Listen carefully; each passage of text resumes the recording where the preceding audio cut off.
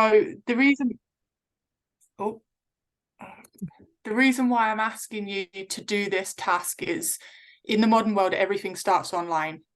So when this child that you're trying to recruit to come play rugby decides, has that light bulb moment, I want to try rugby, they're going to go sit with parent and they're going to go, how do I get involved in rugby? And the parent is going to get their device in their hand and is going to search for rugby in their local area. That's how life works at the moment. It's very rare that you can still do the leaflet drops, but generally, even if they've got a leaflet, they're then going to still follow that up by searching online for yourselves. So as we know, everything in life now, all around your devices. So it's really, really important that that is our starting place. When we're talking about pre-event, pre kind of recruitment, we've got to look at that online world and what that looks like for you as a club. Now, we know that a lot of this stuff here might be out of your control as a female only section.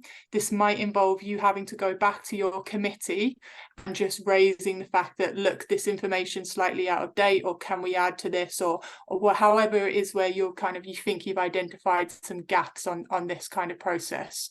The discussion of what platform to use is huge, and I'm going to direct you to kind of, there's an online resource on our website around social media guide for rugby clubs, and that talks you through the advantages of different platforms for different markets. So we'll share that link with you post event.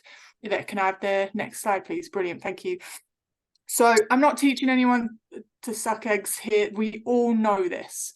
We all know this because we're all customers in our own life. We walk into somewhere and if you go out for dinner, you walk into a pub or a restaurant and you're looking for certain things. That's exactly what we're doing when we're trying to recruit players.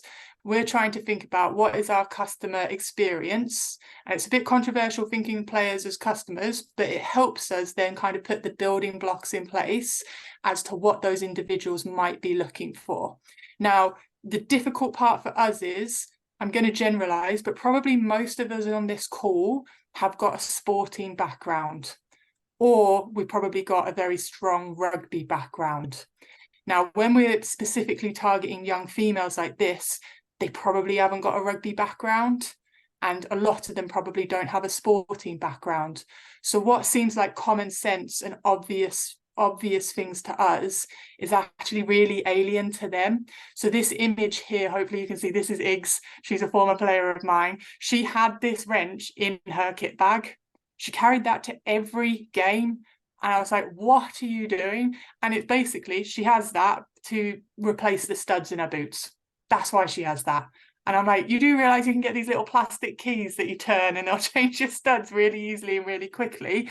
But it's a prime example of things that people kind of might not have thought of. So here we've kind of thought about like that point deduction. We need to really make it clear that you're always welcoming new players. I use football as a prime example of this. If you don't know already, but football, once they reach their team, they close their squads. It's closed. So you've got parents driving 30, 40 minutes past 5 different football clubs to find an open team. So we need to really promote the fact that actually we'll take any player any time of the year. Even if we've already got 30 kids, we'll go up to 31. So again, it seems obvious to us, but actually if you're not from a rugby background, you wouldn't know that. What type of rugby are you offering? Are you offering full contact, non-contact, girls, boys, what age brackets? Really break it down. When and where is training? That's the first thing mum and dad's going to look for. If they've also got the kid doing swimming, girl guides, whatever other activity that they're doing, they need to know that there's not a clash. And it's going to save you a lot of time as well. Instead of them messaging you and then suddenly they go, oh no, sorry, we have guides on that night, and you've just wasted half an hour of your time trying to talk to this person. It just cuts down on that volunteer time as well. Who do they contact? So again, decide on how you want to do that, whether you want a mobile number, whether you want it to be texting, whether you want it DMing to platforms, whether you want it email. In an ideal world, you do all of them. But again, it's understanding your resources. How many people have you got? What communication do you actually like to use as an individual? And stick to that, because that's the one that you'll actually respond to when people communicate with you. Again, Iggs is a prime example. What do you need to get involved? what is it? If they're not from a sporty background, they won't have a clue. What do they need to wear? What do they need to have on their feet? Another one is around, have you got a boot bank? Have you got a kit supply at the club where you can lend people these items so they don't actually need them themselves when they turn up? And another key one, how much will it cost?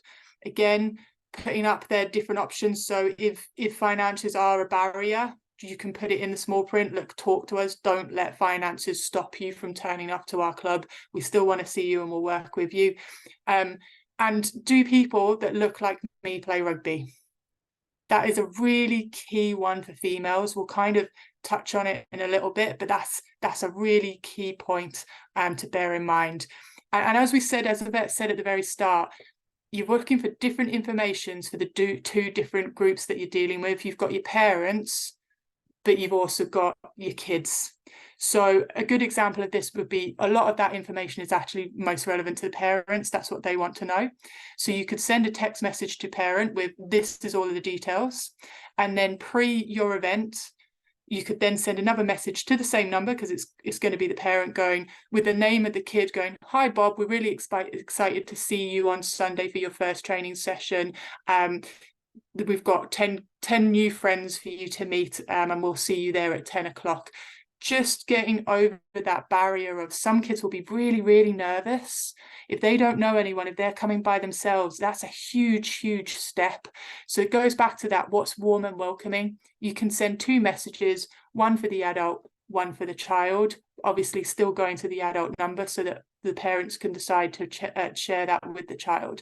So again, nothing major here, nothing new, but it's changing that mindset of, we know rugby, we know what's needed. These people generally won't, and you can't, there's no silly questions. You can't teach them to kind of to suck eggs, as I say. Yvette, do you want to go on to the next slide, if that's all right?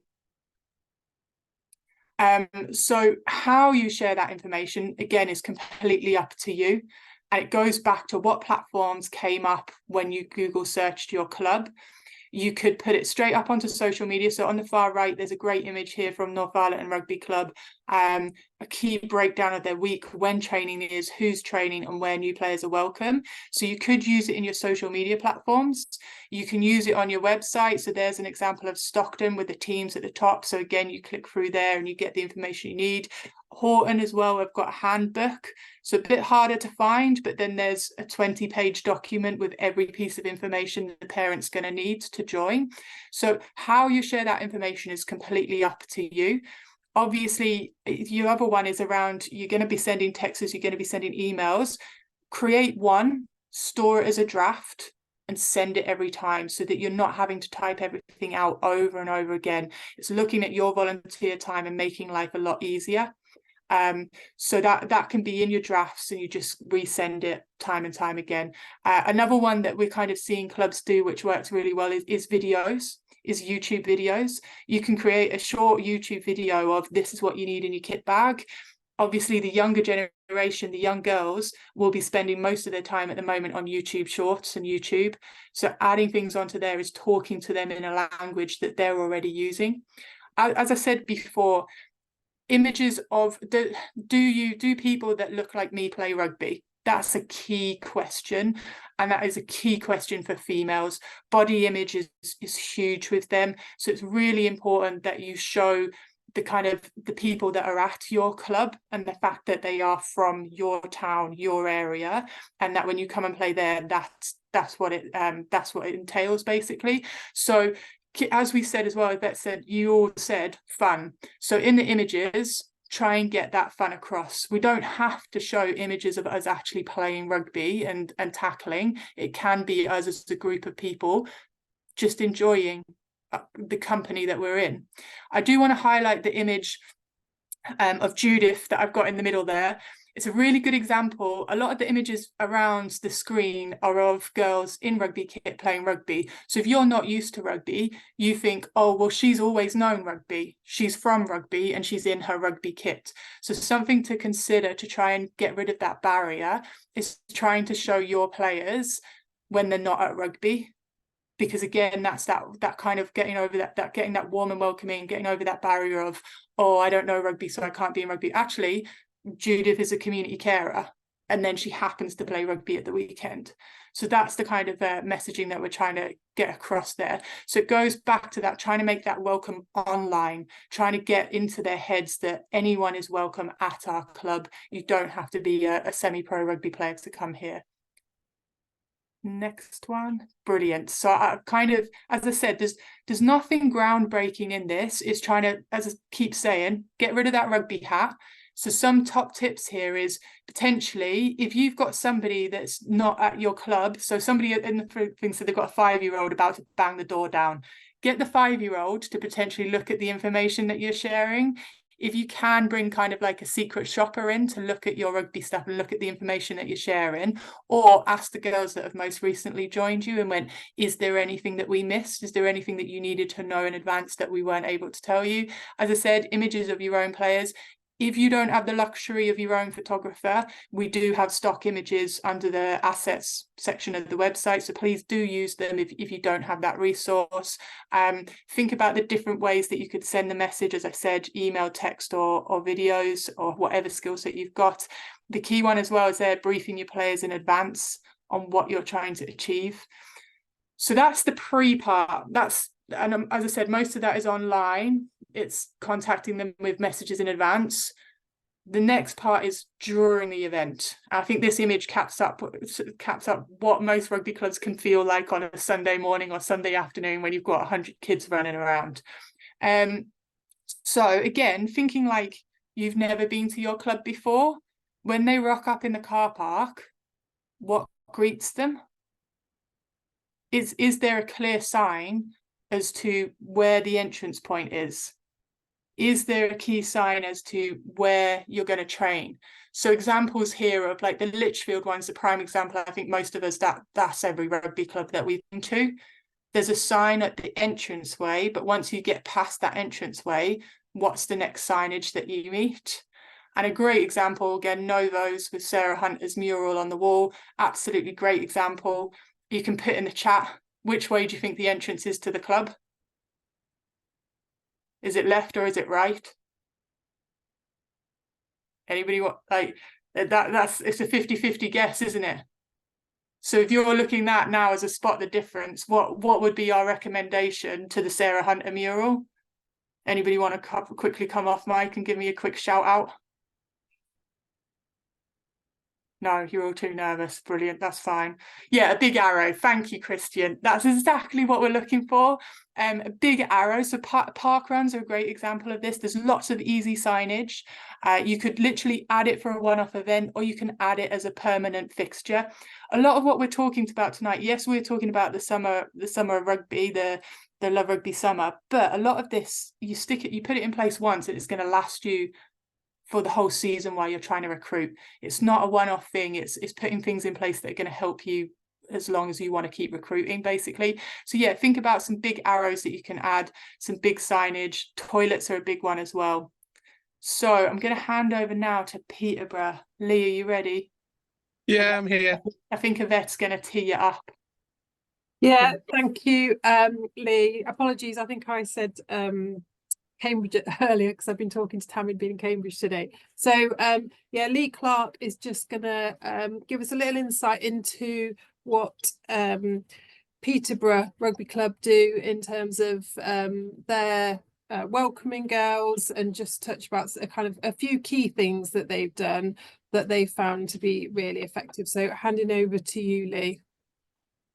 Hi. So our key thing is Simon, who runs the kind of emailing and stuff. We're very quick at getting back to parents. We always set a meet point, which is normally in the bar area. So when they arrive, we know they're coming. We'll confirm they're coming probably in the afternoon, just to make sure that we're ready for them. So then when Simon meets them, and we've picked Simon because he's got a massive smile. He knows all about the section. He's been in the club for years, and he's just a really warm, welcoming person. He'll then take them up to the pitch. We'll then try and separate the parent and the player, so that the player goes with the coaches really quickly. And then Simon will work with the parents at this point on getting them on things like Spond, WhatsApp, things like that, so that they can engage quickly. We find like engaging with the parents really quickly helps. especially with keeping them for the long term. And then with the player, we concentrate on actually giving them a mentor for the night. So we'll pick one of the girls that's like with a big personality and been playing a few years maybe, and then they'll work with the new player, and we're automatically giving them that kind of friendship, if that makes sense, like somebody to talk to, because obviously it's very nerve-wracking for them coming in the first time with no, but a lot of the time they won't know anybody. So we really try and make sure that we give them that friendship. And or if we've done a course where like we run a rugby course for new players twice a year, if they've been in a group where there's 2 or 3 of them in that group, then we'll try and make sure all 3 of them join the team that they'll be going into on the same night, so they've already got a friend circle to build with, if that makes sense. That's fantastic. Thank you very much, yeah. Lee. Lee, sorry, what was Yeah. what's the hardest part about welcoming new players? What's the hardest thing you struggled with that if you could go back in time, you'd tell yourself now? I think getting too excited and not thinking what they're actually there for was originally my biggest problem, probably 2 or 3 years ago. Like before, I thought it was all about playing rugby, and obviously I've done a lot of women's like in sports seminars and stuff, and we've now made it much more about friendship and fun. So like a lot of our junior sessions, like our under 12s and under 14 sessions, we nearly always finish with a game, kick tennis, something like that, so that they leave on a high and with a big smile. Doing, one of the things that I learned very early on was somebody said, if you go down to a rugby pitch and it's your first session and you do an hour of passing because they want you to be able to pass really well, are you going to go back? And I was like, no, I'm going there because I want to run around, I want to chuck the ball, I want to do lots of different things. So now we don't fixate early on in their journey too much on like long skill sessions. We very much follow the RFU plan of skill session games. Games are massive for us now because games are fun, and fun equals players stay, if that makes sense. So that's really key for us, is concentrating on the fun side, and the games are the fun part. That's fantastic, and I think when Tamara starts to talk, she'll really build on some of that as well. So thank you very much, Lee. Thank you. Yeah, really appreciate that. Thank you. So just handing back to Laura for the last slide before we start speaking to Tamara. Yeah, so I think kind of Lee covered everything there. It's thinking about the greet. So now we're in the kind of actual event, thinking about who's going to greet them, where they're going to greet them, what they're going to greet them with, splitting them up, players and parents. We talked about Boot Bank before. The buddy system Lee's touched on really well. The other one is when they walk into the clubhouse, is there imagery of your current players there, your female rugby offer as well as your male rugby offer. And then, as Lee said, that fun element, which the icebreaker, which doesn't have to actually, it depends how your facility's set up. Are they meeting in the changing rooms before they go out? If they are, could you do an icebreaker in the changing rooms or in the social space? So that instead of that long walk out to the pitch where they'll walk out in their little clique groups. So it's trying to think about kind of that first imprint when they walk through the rugby club, because that first impressions, as we know, can be very important. So it's just thinking about that, what it looks like at your club, what little tweaks you could make, what big tweaks you'd love to make, but you might need to go back to the committee and kind of get a bit more help and support with. So now we're on to coaching. Fantastic. Thank you so much for that, Laura. Okay, so I can't see you, Tam, but I think you're here. There she is. So Tamara Taylor is going to take us through the kind of next 20-25 minutes.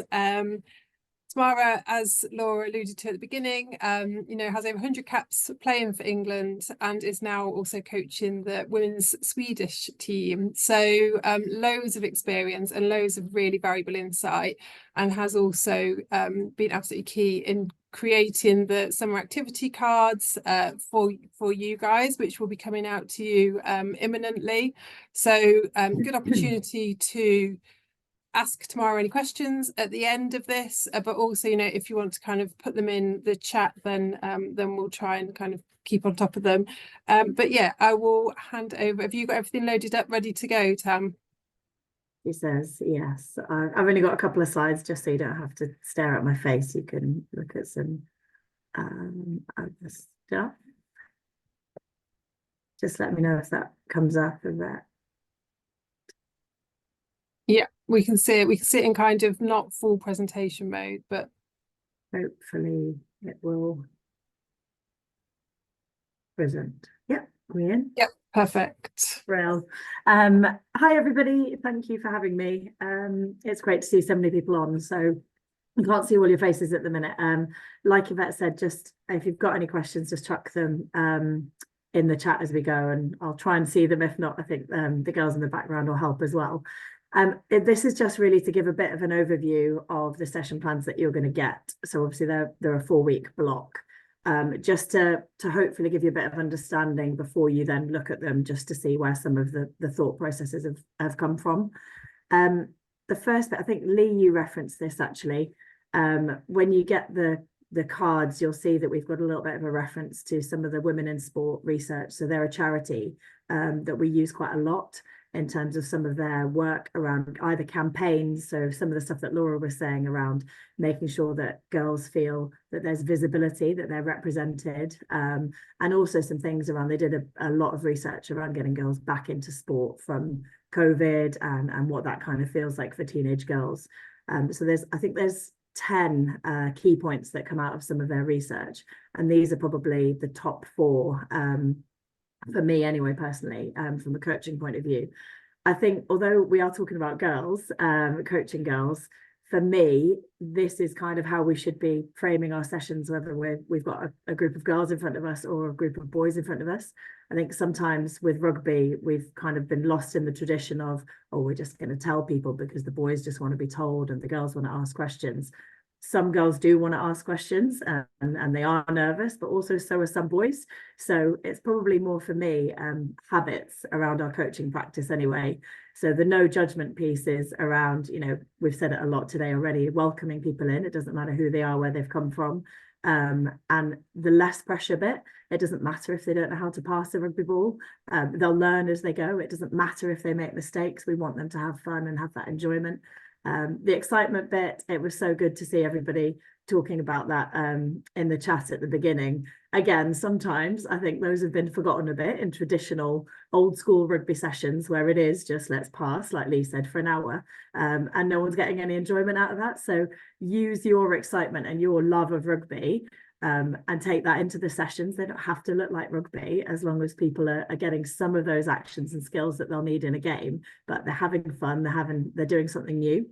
The clear emotional reward one is around not just success and loss. It's actually there's more to that. It's not just, oh, you drop the ball on the floor, that's a failure. It's well, how do we frame it differently, keeping that excitement alive? So there's emotional reward for the fact that do you know what, this time, like, you caught the ball really well that time, that's brilliant. Oh, you've made a new friend this week, awesome. So it's around the excitement, but also reward being, I'm getting something good from this. I'm making friends. I'm feeling good about myself. I can see other people who look like me, which again, it might not seem like that would be a big part of rugby, but Lee said it. They've come for rugby, but actually the benefits are absolutely huge.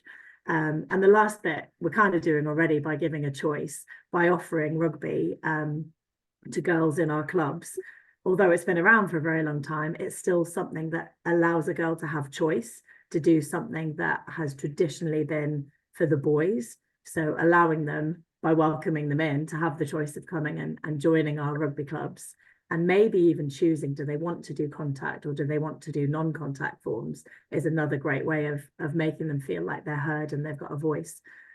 You'll see in the sessions as well, we've got a beginning and an end to it, around kind of connections. And although it's in part, it's kind of warm up and cool down, it's to allow people to have those connective pieces. So I know some of the advice and tips that Laura was saying around using buddies. So getting the girls who are already there, if they're going to be involved in these sessions, can they give some of those bits of information that are already going on in your clubs? Laura, you need to mute people. Awesome. Yeah, can they get involved in those beginning bits to try and get the connections? Because as much as the girls might want to come and talk to the coach, and that's quite nerve-wracking if they've got other girls around who are already part of the squad who can tell them, right, this is what we normally do here, and here, let me just pass this ball with you. It's a really great way to just start the session and actually end it to get a little bit of feedback. How did they enjoy it? What are they looking forward to at the next session, etc. The two main models that we've gone, so we've not gone too hard from a coaching practice point of view, but hopefully most of you will have seen these already, whether you've done our courses or you haven't. Just trying to keep the sessions APES, we call it, so active, purposeful, enjoyable and safe. As a reminder, again, a lot of this has already been spoken about from our kind of welcoming into the sessions. The purposeful bit is probably, for me, from a coach development point of view, one of the big ones is you can have loads of fun, but let's keep a purpose to it. So if it is that we want them to practice or be able to learn how to pass, we can still weave that thread through. So all of our games or our skill zones or our practices, or how we might hint people to have their warm up, they've got the same kind of thread of our purpose, which is we want them to be able to get lots of opportunities to pass and catch, for example.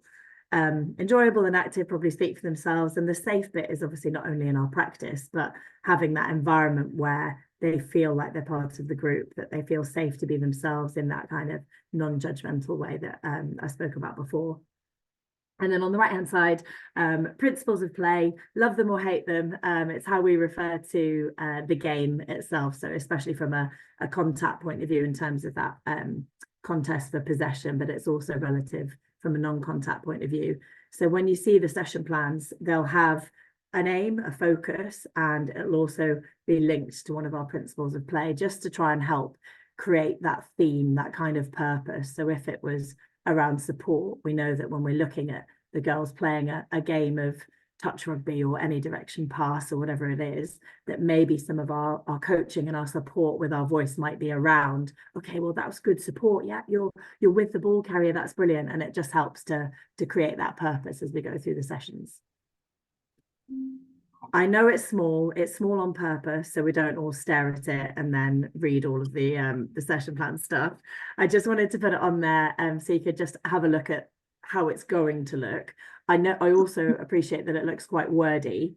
Hopefully, once you've had a little bit of a look through, we'll also be able to put some links in so that you can actually see some of the games live on our YouTube channel. The main kind of framework that we've gone through is that first little block of the table is around warm up. So whether that's warming up to get used to the people around them in that free play bit, and it's games based warm up. So it doesn't have to look like rugby, stuff that's going to get their heart rate up, get them moving, hopefully get them laughing. And then every session will have a link into Activate, which is our injury prevention exercises. There is a whole load of resource on our websites online. It can seem a little bit overwhelming because there's so much, but actually, if you just pick a couple of exercises and pop them into your warm-up, it means that the girls will be doing some stuff without realizing that they're actually doing injury prevention. They'll be doing hopping and landing on one foot, which we know are really important elements in injury prevention. So rather than we've got ankle injuries later on in the season, or people are worrying about injury, the more we can do these types of exercises in our warm-ups, it's been proven that actually it can help reduce the risk of injury because we're strengthening different parts of our body. And correct me if I'm wrong, but there's a girls and women's specific piece of research out there at the minute where we're getting research directly from the game about not boys now, but about girls and some of the injuries that they might be more at risk for. And therefore, actually, some of these Activate exercises are going to evolve a little bit to be a bit more female specific in probably the coming, I think, 12 to 18 months. I'm looking at you, Laura, if you've nodding at me. Well, it'll be part of CRISP. So yeah, Yeah. that with the Bath University. So usually they're every 2 to 3 years we get an update from them. It's also worth mentioning the female health resources on the Keep Your Boots On. We'll add that link in as well. That's really useful for those of you that either a lot of the males that are delivering in the female game find it useful, because it gives you a chance to kind of feel like you have a little bit of knowledge that you can then signpost individuals on further. Thank you. Awesome segue. Thank you. Lee also really helped tee this up by talking about Game Zone and Skill Zone. So this is just how we kind of, from an RFU point of view, frame our overall session plan design. So there's a zone, an area, a time where we'll play games, and then we might break out into a little skill zone. So all that means is some of that purpose. So if it was passing, we might go and do a little bit of passing practice. But it's not just standing still for an hour and passing the ball, as Lee referenced. It's, if you look at, if you can see, if you've got binoculars, all of the skill zones and game zones are sort of 5-minute blocks. So by the time you've explained something and got a bit of activity going, it's more about, let's get some reps in, let's practice the passing, and then let's get back into the game and see if we can put some of that passing that we've practiced over into the game. And they'll vary in terms of the pressure. So some people, it might be the first time they've ever passed a ball. So we might keep the pressure really low, low pace, low intensity. And then some of our girls will be straight in there. They've played a lot of netball potentially, got really good hand-eye coordination. So we might be able to challenge them a little bit more in that skill zone. So they're kind of, they're great areas for you to practice stuff as a coach, to be like, right, okay, I've seen them in the game, maybe they need to practice a bit of this, let's pop them into an area over here where they're in small groups and they can have a little bit of a go at it. So that's what the kind of essence we've tried to capture within the session design. So warm up, activate injury prevention, a skill zone to have a taster of something, get it into a game, let's have a look at what that looks like, break out into another little skill zone to maybe slow it down a little bit, or maybe challenge some of the players, and then back into a game zone, as Lee mentioned, to kind of finish with that maybe high energy, bit of excitement. This is where we're finished. And next week when we come back, we're going to be building on this game. And then the cool down piece, as I kind of mentioned before, it's, yes, it is a cool down, but it's also an opportunity to reconnect and to see what people enjoyed. And then, you know, that might tweak into the next session plan. So there's 4 of them. They're around 50 minutes-ish, but a lot of that is around a guidance for you guys to sort of tailor stuff, how you see the group and how you see the needs of the group. Obviously, putting a break in for a water break, whatever's needed, don't just follow it. Must be 5 minutes exactly. They're just kind of times to hopefully give a bit of a framework. They are, so 1, 2, and 3 from a session point of view will progress through kind of pass and catch, introduction to kind of what a touch game might look like, that sort of non-contact version. So it's around touch and union for those first 3 sessions. So I'm just looking at my notes here. So a little bit of decision making, bit of evasion, bit of how we might defend when we're playing non-contact. And then the 4th session is a non-contact introduction to contact. So it's not we're going to teach you how to do tackling, etc. It's just, you know what, actually, if our offer at the club is going to be contact rugby, let's see who enjoys a bit of, let's see if I could rip the ball out of your hands, or let me just grab onto you a little bit and hold on and see what that's sort of, it's not just touch anymore, it's not non-contact, but it's not full contact. So you don't need to have, oh my goodness, I need to go back and make sure I've checked through every single element of what contact rugby is. It's just, again, fun games and fun skill zones where they can have a little bit of a taster of what it's like to do, to be grabbing hold of somebody or to be stealing the ball out of somebody's hands, which then hopefully at the end of that helps the support around, what do you want to do? Do you want to stay with us and join our non-contact offer that we've got over here? Or do you want to stay with us and actually you can join one of our teams and we can do some training over the summer where we start as the season starts coming to the beginning and we get into that little block just before the games start, we can start doing some actual contact training. But you've now at least had a taster and you've got that choice to make. And that is almost me. I finished talking on it. The last bit, I think we'll probably send out the links, but I just wanted to kind of give a nod to some of our online resource. So Keep Your Boots On. Laura mentioned it. It's got a coaching, refereeing, and safe, like welfare safeguarding, and it's got the women's health section in it as well. But there's loads of videos on there that you can have a look at that are some of the game zones and skill zones that that you'll be looking at in those 4 sessions. And then the easiest way, to be honest, talking of websites, to find Activate is if you just search England Rugby Activate, and then it'll take you straight through to the link on the England Rugby website. And it's also on the Keep Your Boots on site as well. So you can have a little bit of a look at that first to see which of those exercises you might want to pop into your warm-ups. So Yvette's already put in the chat the link to the female health ones on Keep Your Boots. If you follow that link, you'll also then be able to see on the top the different tabs that Tamara's talking about. They're called different toolkits. So they cover all areas of the kind of the game that Tam's already mentioned there. So you can follow that link. Tam, we talked about it a little bit before about, because you're going to have new players, but you're also going to have your existing players in these sessions. So what advice would you give about briefing those existing club players around what you're doing in these sessions?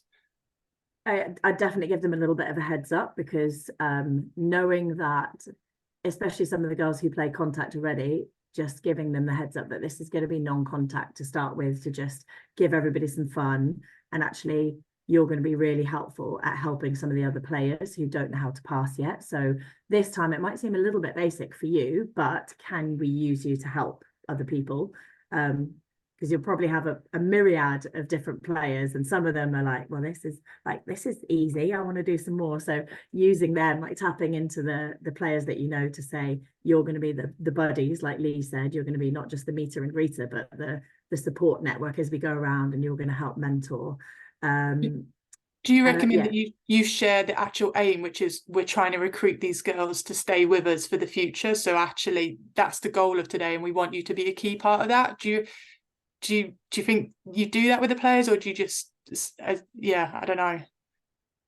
Personally, I would just to say, like, we want to have new players, we want to have a stronger squad, we want to make more friends, you know, that excitement, because that is why we're here for these sessions, is to try and spread the love of the game to more people, and we want them to stay with us. So let's get the buy-in, not just from the people who are coaching, but also from the girls there. Like, you're going to meet new people, they might not go to your school at the moment, so actually you're going to have potentially a whole bunch of brand new friends.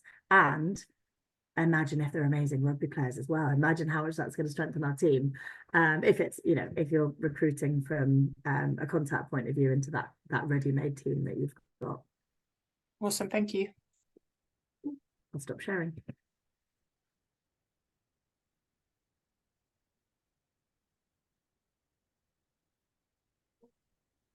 Do you want to go questions of it, or do you want to do that at the end? Yeah, no, I think very happy if anyone's got any questions that they would like to ask Tamara. I'm just having a quick look at the chat.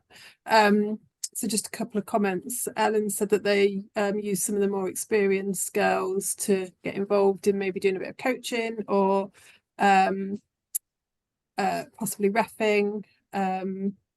That's a great one, isn't it, Tam? Because you've got the cards, you've got the session plan there, so why not let some of the older girls have a go at leading parts, if not all of these sessions? Yeah, definitely. I think there's definitely a time and a place to help create or support those leaders within your group. And if they're older, or even some of the younger ones that are maybe a little bit more experienced or a bit more confident, use them in this 4-week block to help support. I think sometimes our danger with that is they then continue to be our coaching support. So we've got to remember that as we come into the season, they might need more challenge. So that is the challenge of coaching in girls and women's rugby, is you'll have someone who's never touched a rugby ball in their life playing in a team alongside somebody who could be the next England star and has been playing since they were 4 years old. So being able to differentiate that, actually in this skill zone, I'm going to put these experienced players together over here to have a little bit more challenge, and they're not going to be coaches, they're going to be rugby players in here, while I take some of the new people over here to do a slightly separate practice that's got less pressure. So definitely use them in this 4-week block, but just be having the back of your mind from the coaching point of view, how do we make sure that they still get their challenge and they still develop?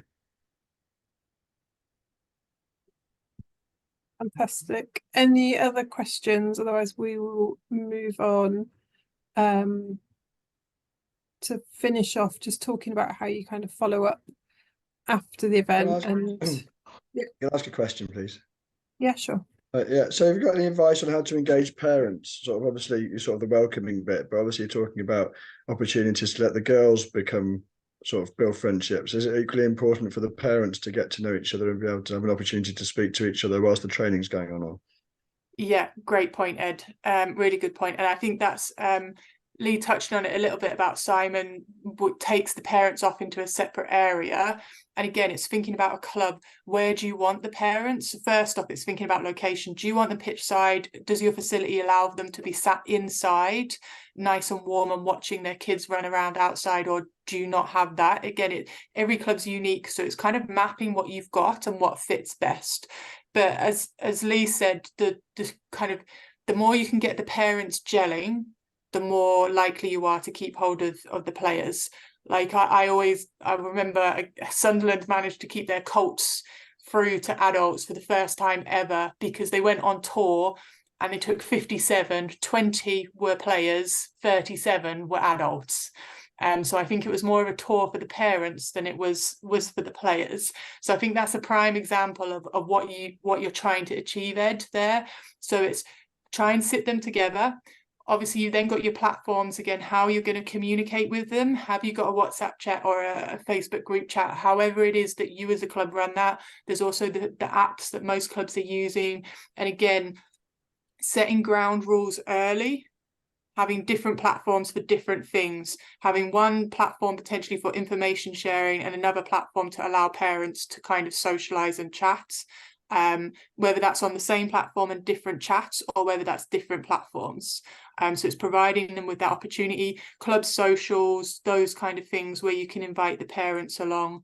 We're kind of, another one is just meet and greet them with a coffee, get them to sit down with a hot coffee or have them pitch side. Here's a hot coffee for you to, if it's in the summer, with Love Rugby, a nice cooler drink instead of a warm drink, if we finally get some sunshine. I'm going to move on to Nick's got a hand up, Ed. Hopefully that's all right. Brilliant. Nick, do you want to go, Nicola? Sorry. Yeah, just a question. I'm just following on the link that came through on one of the emails, and on the England Rugby website, I'm just looking now. Our club email address is an individual rather than the club one. Is there a way to get that updated? Because that's on that Find Your Rugby. So findrugby.com pulls from GMS. I think okay. Laura, for the camps, if it's specifically about the camp, we have them on a Google sheet. So you should have my email address from the emails that have been sent to Yvette Hayward. If you just reply to that with the correct email address that you want on that, then if you can just send me what you want to be put on there, then we can update it. It's our club safeguarding officer, and I didn't want him to get bombarded with emails of what this would be. And then just one more in terms of the campaign material, is that coming out in the post soon so that we can display that at our clubs? Yes, the banners. The banners there's going to be some sent out this week to people that have put their camps that are coming up in the next kind of 10 days, and then we're just waiting for all of the coaching cards to be printed, which they're being printed at the moment. So the kind of everything will be sent out from the 30th. So anything that's happening after the 8th of May can expect to have theirs by about the 8th of May. Okay, thank you. Lynn, I can see you've got your hand up. It was just a quick question about the engaging the parents as well. We've moved to Spond over the last year or so, and it dawned on me the other day that actually we seem to be losing that. We talk to a lot of the parents on the sidelines, but actually there isn't that social engagement, and trying to get them to events at the club and things like that can be quite tricky sometimes. And I'm just wondering what people's opinions are, whether they do have a separate channel for that social element as well, because I do feel like we've lost it a little bit through using Spond. Spond's been great for managing activities and matches and stuff, but we seem to have lost the other side of it. Yeah, I'm getting that feedback from quite a large number of clubs in lots of different ways as well. So actually, sometimes it doesn't work that people can see what other players' availability is and we're, as you say, we're losing that personal touch. A key thing we know about marketing, like in the modern world, everyone wants to feel like they've got a unique experience. Everything's tailored around you with analytics and data, that kind of thing. So actually sometimes using these apps does remove that personal touch. Yeah. So it might be worth trialing something else alongside that. As I said, it's making it clear from the start what the purpose of each one of those platforms is for. So then parents can either opt in or opt out, and they know what's there. A big thing that I always feel like these things, we're giving you a huge to-do list. There's a huge task list here, and it's like it's kind of cherry picking what suits your club best, what you think is actually achievable, and what's also worth your time and your resources, because there's only so much that you can actually do in a week. So it's trying to think what will have your biggest impact, but also you're not alone. So go back to the rest of the club, ask them, because the things that we're talking about here, updating your website, updating that market, it's going to benefit the whole club. It's not going to benefit just yourselves. So one, go back to your club committee. The meet and greet stuff like that, talked about Simon, great example. Think about people that suits their skill set. If you've got somebody that's a right chatterbox and usually is constantly interrupting you when you're trying to coach, use them for these events. Give them that little bit of leadership. The other one is RFU wise. If you need help, some of this stuff it's bigger infrastructure stuff. It's different kind of, you might be looking at facilities, kind of looking at signage and that kind of stuff. Get in contact with your equivalent of me, your club developer. You're not alone. Come and talk to the RFU. We'll kind of help you as much as we can in these areas. So we've talked about we've talked about during the event. Tam's talked about what your session can look like and the cards that will come to you post event. Each one of these three is equally as important. So again, it's thinking about how you can put things in place, because you'll all be tired. You've delivered this event, you've had loads of children running around, you've lost your head. So potentially put aside some time now to think about what post event is going to look like. Create your drafts. Create your text message, create your emails, your posts. You can schedule your posts, set it all up so it's ready to go post event, instead of you then having to get home after you've been at the club for 4 hours already and then spend another hour doing this admin skill. Or again, it goes back to, have you got somebody that loves doing admin? Have you got somebody that loves the spreadsheet? They can be tracking and sending all of this information out in advance, well, not in advance, but post.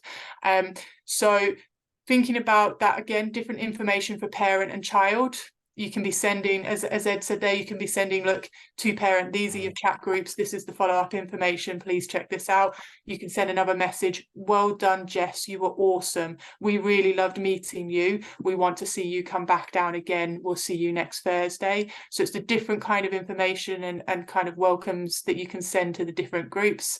Link them to that buddy or mentor. Tell them about the next event. The other one is with the younger generation, with these young girls, it's potentially linking them with their buddy. It's linking them in a format that they communicate in, so that will be online. So it might be sharing, although they're not supposed to have platforms at younger age group, they probably do have a TikTok account, they probably do have an Instagram account. So it's allowing, in the parents chat, you can go look, if you want to share girls' usernames, tags, or whatever.